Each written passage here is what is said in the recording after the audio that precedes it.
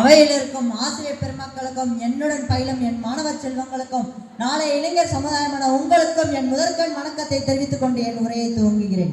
நான் இன்று நமது கல்வி கண் திறந்த கர்ம வீரர் காமராசர் ஐயா அவர்களை பற்றி பேச வந்துள்ளேன். காமராசர் யார்?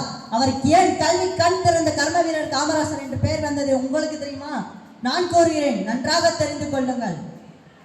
இவர் 1903ஆம் ஆண்டு ஜூலை 15ஆம் நாள் தமிழகத்தில் உள்ள விருதுநகர் மாவட்டத்தில் குமாரசாமி மற்றும் சிவகாமி தம்பதியருக்கு மகனாக பிறந்தார். இவருக்கு ஆரம்பத்தில் காமாட்சி என பெயரிட்டனர் அவரது பெற்றோர்கள். இதுவே நாளடைவில் காமராசர் என்று ஆகிவிட்டது. காமராசர் சிறு வயது முதலே தன் நண்பர்களுடன் அரசியல் கருத்துக்களை பற்றி விவாதிப்பார். சத்தியமூர்த்தி அவர்களை தனது அரசியல் வழிகாட்டி ஆக்கினார். காமராசருக்கு ஏன் காமராசர் என்று பெயர் வந்தது என்பதை இப்போது கூறுகிறேன், நன்றாக தெரிந்து கொள்ளுங்கள். காமராசரின் தாயார் அவரை அன்போடு ராசா ராசா என்று அழைப்பார்கள். இதுவே நாளடைவில் காமராசர் என்று ஆகிவிட்டது. காமராசர் தனது பள்ளி படிப்பை தனது ஊரில் உள்ள சத்திய வித்யாசாலா என்னும் பள்ளியில் தொடங்கினார். இவரது 6வது வயதின் போது தனது தந்தையை இழந்தார். அதனால் இவர் பள்ளி படிப்பை தொடர முடியாத நிலைக்கு தள்ளப்பட்டார். எனவே தனது மாமாவின் துணிக்கடைக்கு வேலைக்கு சென்றார். இவர் சிறு வயது முதல் அரசியல் கருத்துக்களிலும் சுதந்திர போராட்ட கருத்துக்களிலும் மிகுந்த ஆர்வம் கொண்டவராக விளங்கினார். எனவே தனது 16வது வயதில் இந்தியன் நேஷனல் காங்கிரஸில் தன்னை இணைத்துக் கொண்டார்.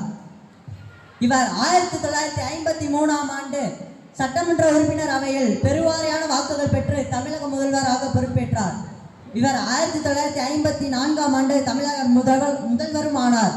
நம் தமிழ்நாட்டை ஆண்ட முதல்வர்களில் குறிப்பிடத்தக்கவர் இவர். இவர் நமது தமிழ்நாட்டை 9 ஆண்டு காலம் சிறப்பாக ஆட்சி செய்தார். இவரது ஆட்சி காலத்தை நம் நாட்டின் பொற்காலம் என்று கூறுகிறோம்.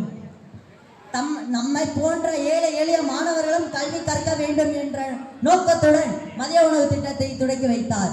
ஏனென்றால் வீட்டில் தன் பிள்ளைக்கு ஒருவேளை கூட நல்ல உணவு கிடைக்காவிட்டாலும் பள்ளிக்கு சென்றாலாவது அவர்கள் ஒருவேளையாக நல்ல உணவு உண்பார்கள் என்ற நோக்கத்துடனாவது பெற்றோர்கள் தங்களது பிள்ளைகளை பள்ளிக்கு அனுப்பி படிக்க வைப்பார்கள் என்ற நோக்கத்துடன் தான் இவர் இந்த திட்டத்தை ஆரம்பித்தார். இது மாபெரும் வெற்றியை பெற்றது. இதனால் இவரது இந்த திட்டத்தினால் ஆங்கிலேயர் ஆட்சி காலத்தில் இருந்த கல்வி கற்போரின் எண்ணிக்கை 7%, இவரது ஆட்சி காலத்தில் 37%ஆக உயர்ந்தது. இதனாலே நாம் இவரை கல்வி கண் திறந்த கர்ம வீரர் காமராசர் என்று அழைக்கிறோம். இவர் 1975ஆம் ஆண்டு அக்டோபர் 2ஆம் நாள் காலமானார். அடுத்த ஆண்டே மத்திய அரசின் உயரிய விருதான பாரத ரத்னா விருது இவருக்கு வழங்கப்பட்டது. இத்தகைய கல்வி கண் திறந்த கல்வியின் மன்னன் நமது கர்ம வீரர் காமராசர் நமது தமிழ்நாட்டில் பிறந்தது, நமக்கு இந்த சேவைகளை செய்தது, இவை அனைத்தும் நாம் போன ஜென்மத்தில் செய்த புண்ணியங்கள். இன்றைய கல்வினால் நம் மாணவர்களின் எழுச்சி நாள் என்பதை கூறி என் உரையை முடித்துக் கொள்கிறேன். நன்றி, வணக்கம்.